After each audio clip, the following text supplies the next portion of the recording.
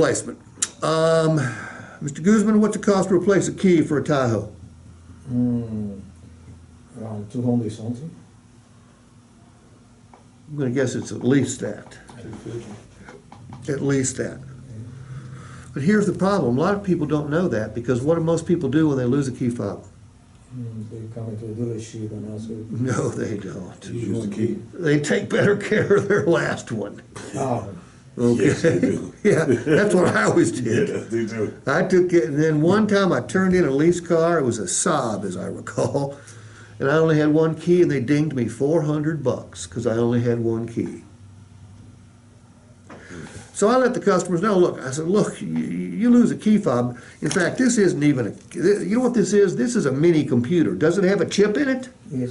Yes, it does. Does it require programming? Yes. Yes, it does. Does it have to talk to the computer in your car? Yes, it does. Yes, it does. This is a mini computer.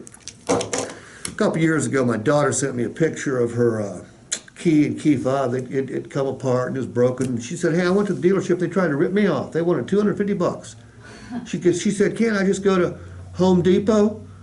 She went to the University of Georgia, not an institution of higher learning, evidently. I said, hell no, you can't go to Home Depot. Go back to that dealer and get the key fob replaced. Of course, the next text was, can you send me $250? I should have sent it to Home Depot, you know. But a lot of people don't know. You know, the salespeople making the most money in this business these days are the ones that are really good at educating the customer, okay? Kay's job in the finance office is educating the customer about all the protections that are necessary to make their purchase a secure one. As salespeople, we need to educate the customer, okay? And I'll tell a customer this. I said, look, you lose a key fob, you don't replace it. When you go to trade your car, if you don't have two, your car's not worth as much, because the dealer's going to have to replace that damn key fob, because when people buy a car, what do they want?